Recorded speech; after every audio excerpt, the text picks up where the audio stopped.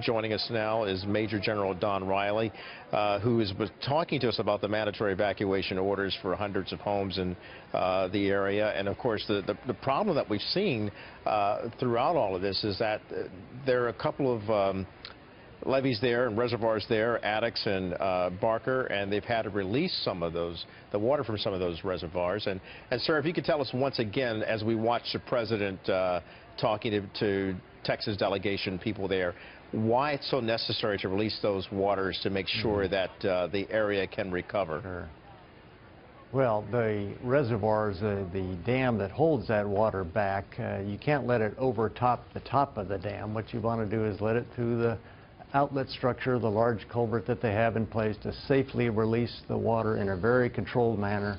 If you don't do that, then it raises and flows over the dam, and then it's uncontrolled. And so the Corps is watching it 24/7. They have men and women walking up and down that levee and the dam to watch it, to make sure it's safe, and upstream and downstream interests are being balanced quite well. And General, in the interest of accuracy, and you know, we're watching a lot of fluid things take place here. The president doing some unscheduled stops here, but I also misspoke. I said something about an evacuation. There was no evacuation. I want to make sure that's perfectly clear. That was related to another story that we'll get to later. So I apologize to our viewers who may have heard me inadvertently say that, but I was trying to get to the point of what you and I are now discussing, and that's that all-important aspect of why these reservoirs why they had to let water out in order to safeguard not only the homes, but the families, the animals, and everyone there in the Houston area.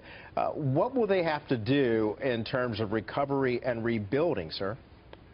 Well, in 2006, after Katrina, we developed the nation's flood risk management program, and of course we put public safety #1, and then we based it on an approach of this idea of buying down your risk. Everybody's got a certain level of risk, and you can never eliminate all the risk totally. There will always be a residual risk. And so you do certain activities, such as zoning or building codes or insurance, evacuation plans, and then you build levees or dams or canals to convey the water out, to bring your risk down to a level that, one, you can tolerate, and two, that you can afford. And so it's always a balancing act between how much you can tolerate and afford.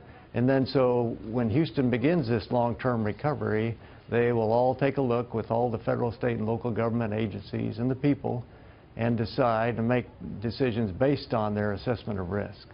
General Molly's here with me. Major General, I had a chance to speak with you earlier this week, and we've been talking about where things go from here. What are the next steps? Well, short term, of course, is ensuring the safety of the public, getting everybody out of harm's way. And then midterm, they'll start rebuilding very quickly. In fact, I know they're dredging the Houston Ship Channel already in Corpus Christi, and rebuilding hospitals and stores, and the streets and roads and bridges have to come very quickly, so you'll see that happen.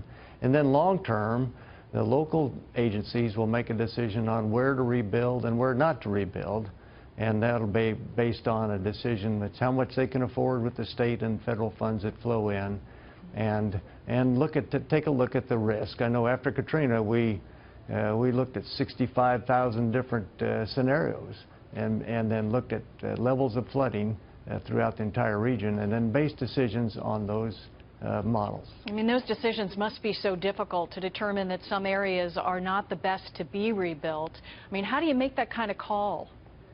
Well, for instance, the Mississippi coast after Katrina, the town of Waveland was essentially wiped off the map. It had a 28-foot storm surge that came ashore and wiped everything out. So we studied that area. We looked at ways that we could reduce their risk over time, and one of the recommendations we made was we laid out in the map a red, amber, and green zone, and we said in this red zone nobody should rebuild. In the green zone it's probably safe, you can tolerate that. In the amber zone people could if they had the right building codes. And so I believe they took our recommendations, and in that red zone, the highest risk zones probably should not be rebuilt in, but that's a local decision.